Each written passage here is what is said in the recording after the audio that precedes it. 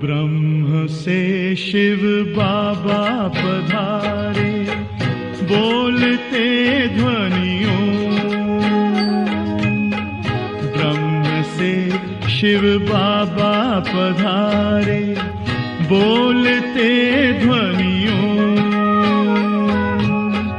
ब्रह्म मुख से मधुर वाणी, बोलते ध्वनियों। ब्रह्म से शिव बाबा पधारे, ओम ओम।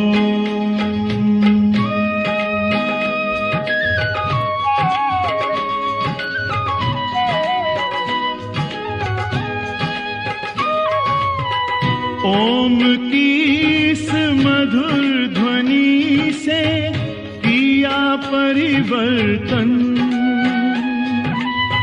प्रेम शांति सिखा के बदला सभी का जीवन।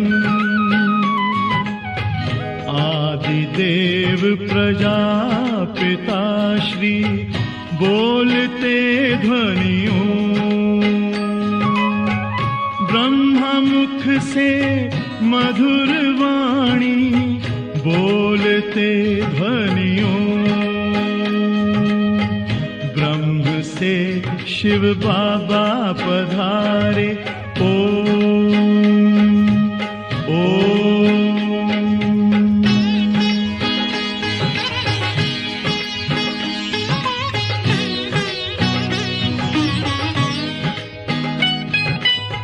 सोहनी सूरत मोहनी मूरत, ज्ञान के मोती।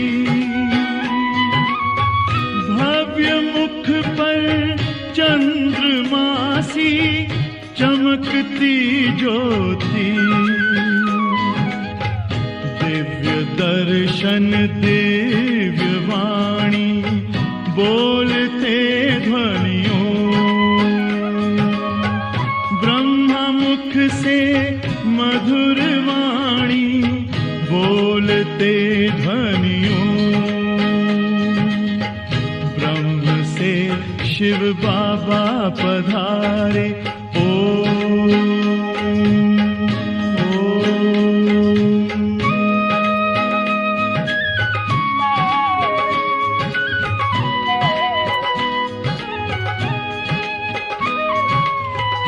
विश्व में थी पाप की जब घटा छाई, तब विभूति आप जैसी धरती पे आई।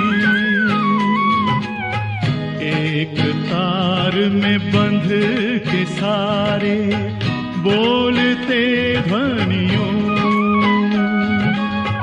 ब्रह्मा मुख से मधुर वाणी, बोलते ध्वनियों। ब्रह्म से शिव बाबा पधारे, बोलते ध्वनियों। ब्रह्मा मुख से मधुर वाणी, बोलते ध्वनियों। ब्रह्म से शिव बाबा पधारे, ओम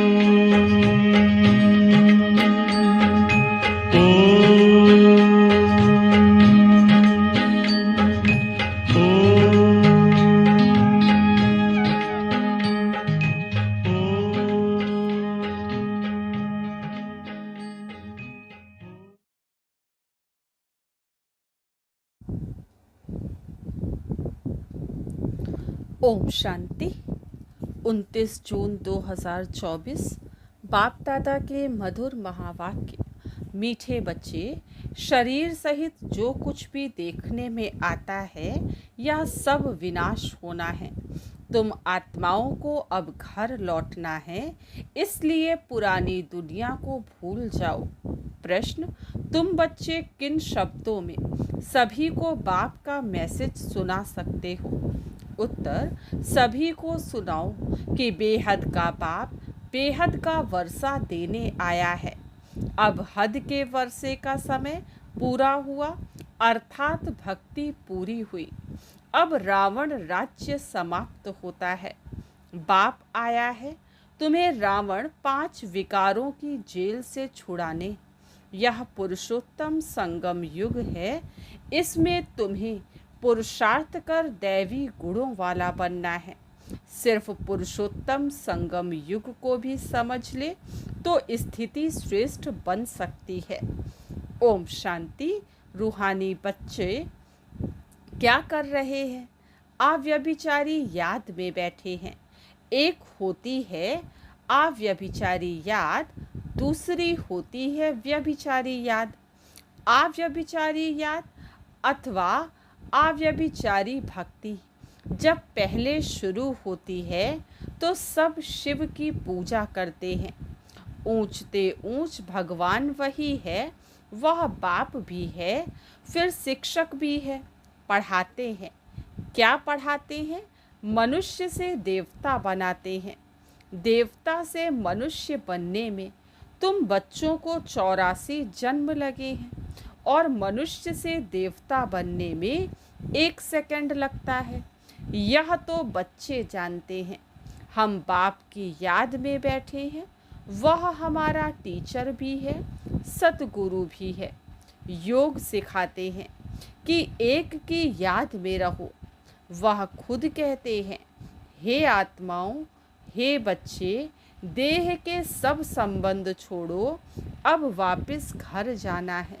यह पुरानी दुनिया बदल रही है, अभी यहाँ रहना नहीं है। पुरानी दुनिया के विनाश के लिए ही यह बारूद आदि बनाए हुए हैं। नेचुरल कैलेमिटीज़ भी मदद करती हैं। विनाश तो होना है ज़रूर। तुम पुरुषोत्तम संगम युग पर हो, यह आत्मा जानती है। हम अभी लौट रहे हैं, इसलिए बाप कहते हैं इस पुरानी दुनिया, पुरानी देह को भी छोड़ना है। देह सहित जो भी इस दुनिया में देखने में आता है, यह सब विनाश हो जाना है। शरीर भी खत्म होना है। अब हम आत्माओं को घर लौटना है। लौटने बिगर नई दुनिया में आ नहीं सकेंगे। अब तुम पुरुषोत्तम बनने का पुरुषार्थ कर रहे हो। पुरुषोत्तम है यह देवताएं, सबसे ऊंचते ऊंच है निराकार बाप। फिर मनुष्य सृष्टि में आओ तो इसमें है ऊंच देवता, वह भी मनुष्य है परंतु दैवी गुणों वाले। फिर वही आसुरी गुणों वाले बनते हैं। अब फिर आसुरी गुणों से दैवी गुणों में जाना पड़े, सतयुग में जाना पड़े। किसको? तुम बच्चों को। तुम बच्चे पढ़ रहे हो, औरों को भी पढ़ाते हो। सिर्फ बाप का ही मैसेज देना है। बेहद का बाप बेहद का वर्षा देने आए हैं। अब बेहद का वर्षा पूरा होता है।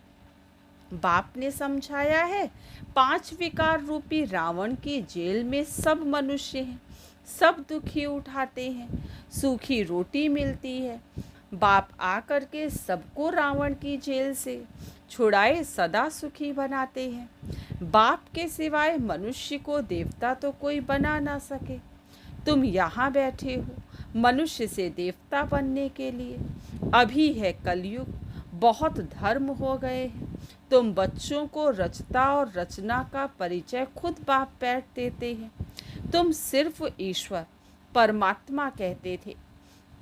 तुमको ये पता नहीं था कि वह बाप भी है, टीचर भी है, गुरु भी है। उनको कहा जाता है सतगुरु, अकाल मूर्त भी कहा जाता है। तुमको आत्मा और जीव कहा जाता है। वह अकाल मूर्त इस शरीर रूपी तख्त पर बैठे हैं। वह जन्म नहीं लेते हैं। तो वह अकाल मूर्त बाप बच्चों को समझाते हैं, मेरा अपना रथ नहीं है, मैं तुम बच्चों को पावन कैसे बनाऊं। मुझे तो रथ चाहिए ना।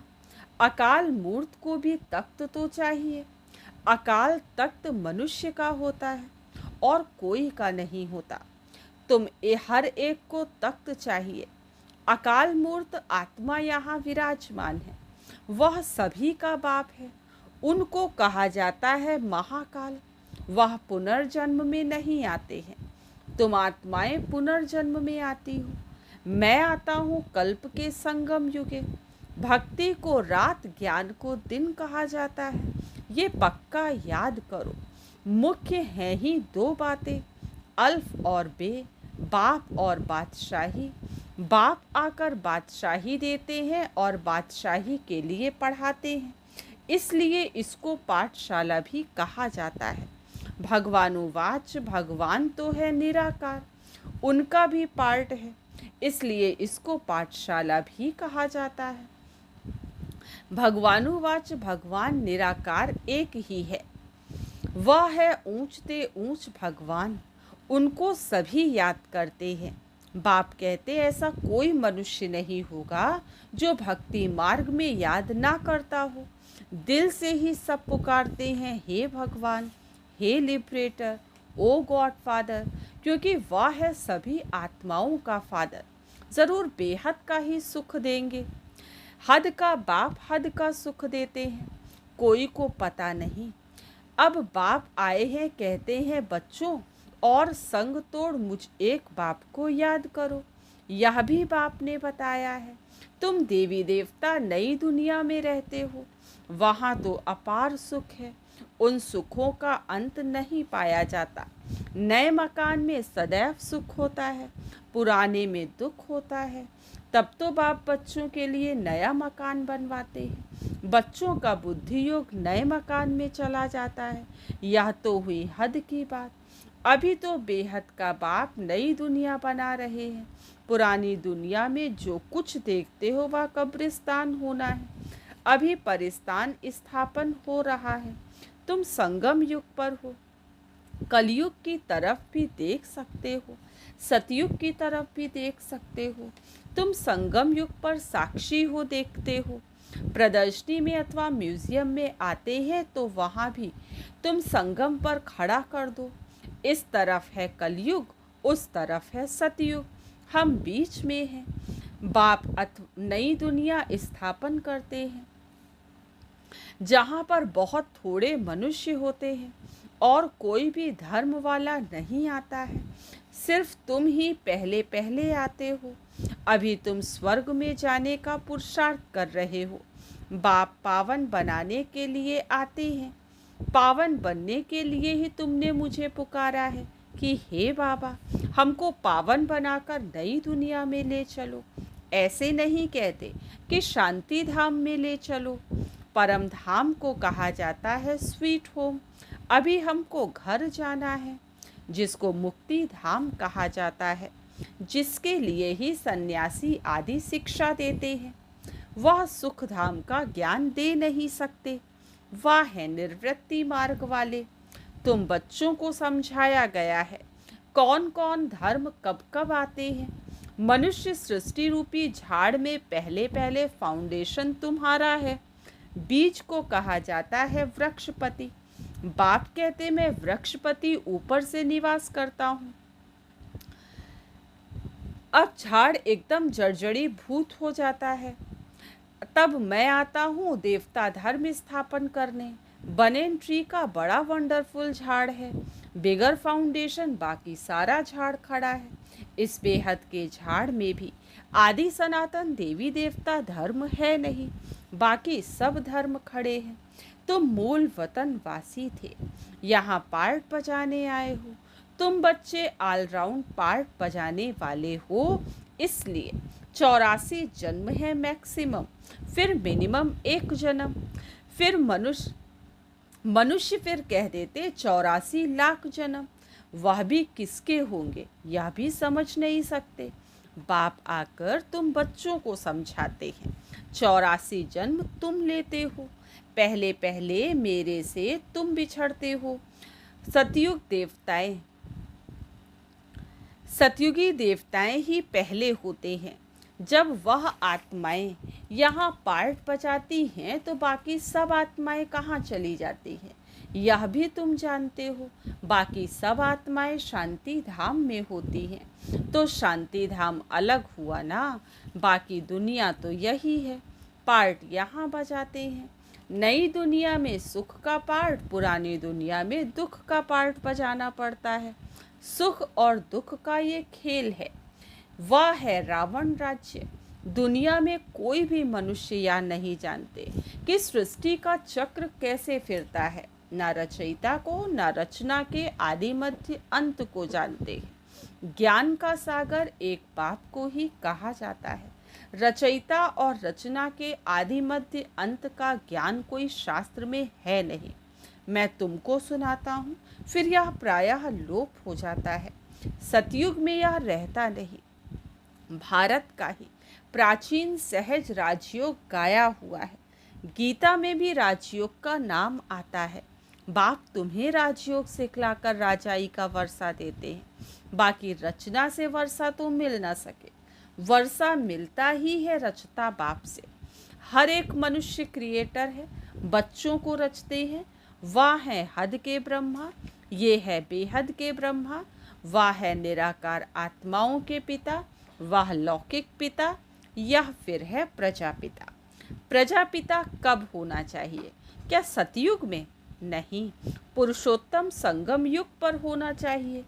मनुष्यों को यह भी पता नहीं है कि सतयुग कब होता है।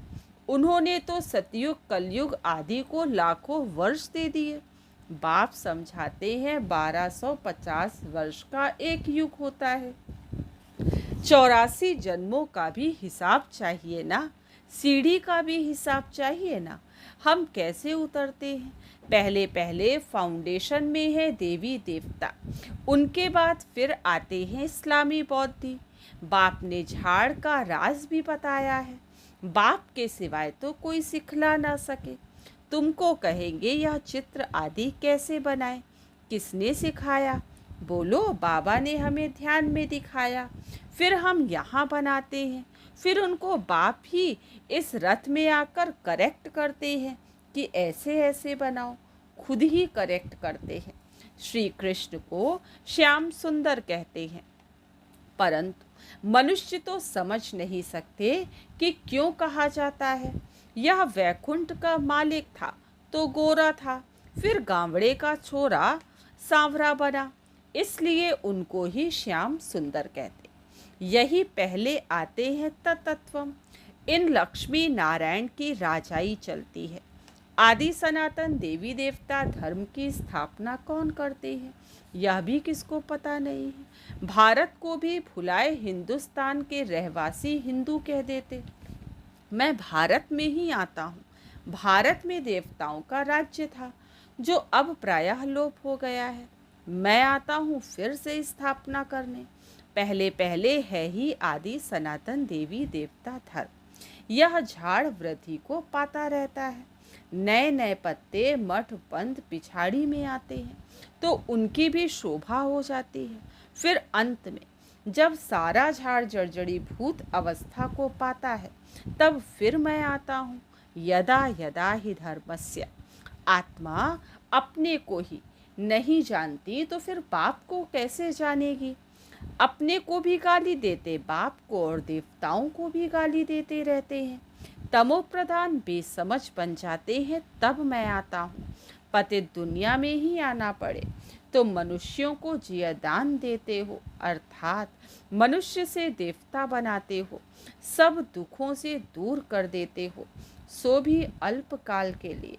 गायन भी है ना, वंदे मातरम। कौन सी माताएं जिनकी वंदना करते हैं? तो तुम माताएं हो। सारी सृष्टि को बहिष्ट बनाती हो। भल पुरुष भी हैं लेकिन मेजॉरिटी आत्माओं की है, इसलिए बाप आत्माओं की महिमा करते हैं। बाप आकर तुमको इतनी महिमा लायक बनाते हैं। अच्छा, मीठे मीठे सिकील दे बच्चों प्रति माता पिता बाप दादा का याद प्यार और गुड मॉर्निंग। रूहानी बाप की रूहानी बच्चों को नमस्ते। हम रूहानी बच्चों की रूहानी बाप दादा को याद प्यार गुड मॉर्निंग और नमस्ते। आज की मुरली से धारणा के लिए मुख्य सार फर्स्ट पॉइंट है, अपार सुखों की दुनिया में चलने के लिए संगम पर खड़ा होना है। साक्षी हो सब कुछ देखते हुए बुद्धि योग नई दुनिया में लगाना है। बुद्धि में रहे, अभी हम वापस घर लौट रहे हैं। सेकंड पॉइंट, सभी को जियादान देना है। मनुष्य से देवता बनाने की सेवा करनी है। बेहद के बाप से पढ़कर दूसरों को पढ़ाना है। दैवी गुण धारण करने और कराने हैं। वरदान, सदा श्रेष्ठ समय प्रमाण श्रेष्ठ कर्म करते वाह वाह के गीत गाने वाले भाग्यवान आत्मा भव। सदा श्रेष्ठ समय प्रमाण श्रेष्ठ कर्म करते वाह वाह के गीत गाने वाले भाग्यवान आत्मा भव। इस श्रेष्ठ समय पर सदा श्रेष्ठ कर्म करते वाह वाह के गीत मन से गाते रहो। वाह मेरा श्रेष्ठ कर्म या वाह श्रेष्ठ कर्म सिखलाने वाले बाबा। तो सदा वाह वाह के गीत गाओ। कभी गलती से भी दुख का नज़ारा देखते भी हाय शब्द नहीं निकलना चाहिए। वाह ड्रामा वाह और वाह बाबा वाह। जो स्वप्न में भी नहीं था वह भाग्य घर बैठे मिल गया। इसी भाग्य के नशे में रहो। स्लोगन, मन बुद्धि को शक्तिशाली बना दो तो कोई भी हलचल में अचल अडोल रहेंगे।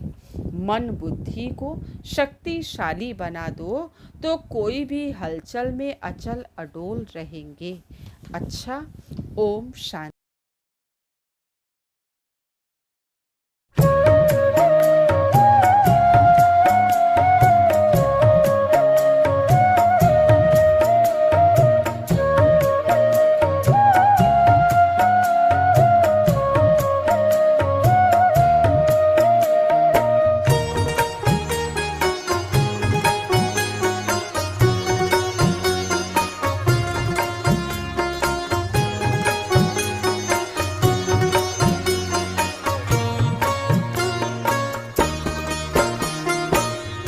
जीवन की नैया कर दे प्रभु के हवाले, प्रभु के हवाले।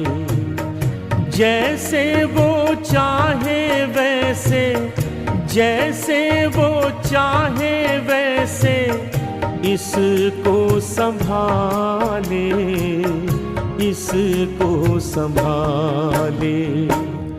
जीवन की नैया कर दे प्रभु के हवाले, प्रभु के हवाले।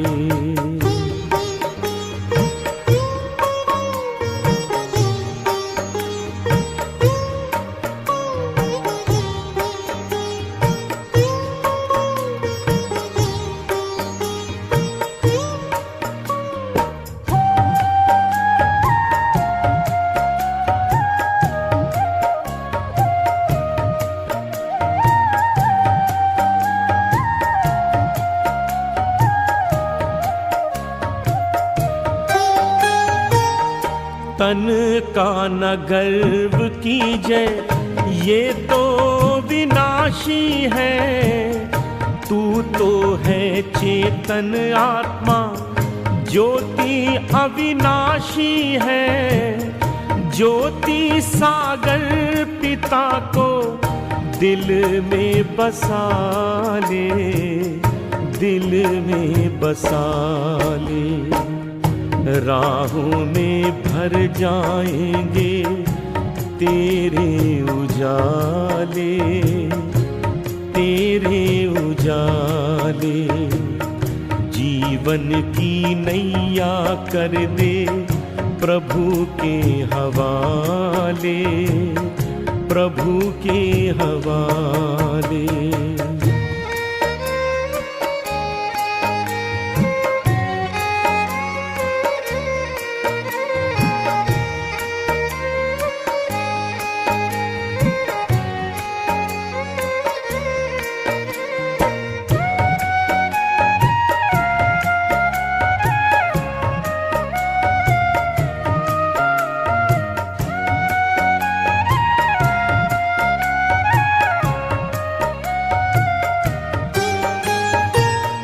पग पग पे मिलता है प्रभु का इशारा, इसके सहारे कर दे स्वाहा तू सारा।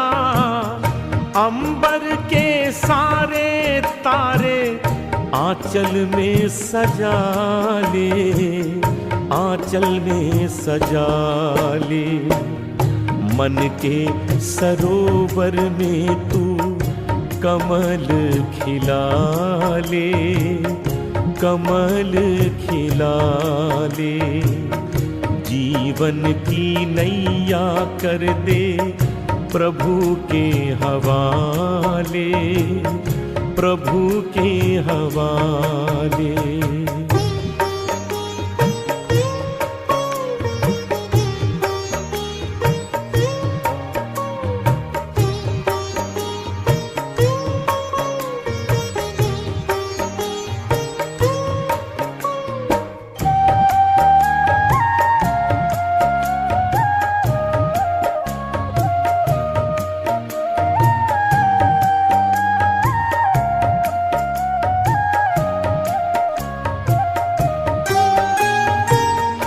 दाता की देन कर दे दाता को अर्पण, मेरा मेरा ना कर तू हो जा समर्पण। तूफान के तोड़ घेरे भव से निकाले, भव से निकाले। दे दे पतवार काहे चिंता को पाले, चिंता को पाले। जीवन की नैया कर दे प्रभु के हवाले, प्रभु के हवाले। जैसे वो चाहे वैसे, जैसे वो चाहे वैसे इसको संभाले, इसको संभाले। जीवन की नैया कर दे प्रभु के हवाले, प्रभु के हवाले। जीवन की नैया कर दे प्रभु के हवाले, प्रभु के हवाले। जीवन की नैया कर दे प्रभु के हवाले, प्रभु के हवाले।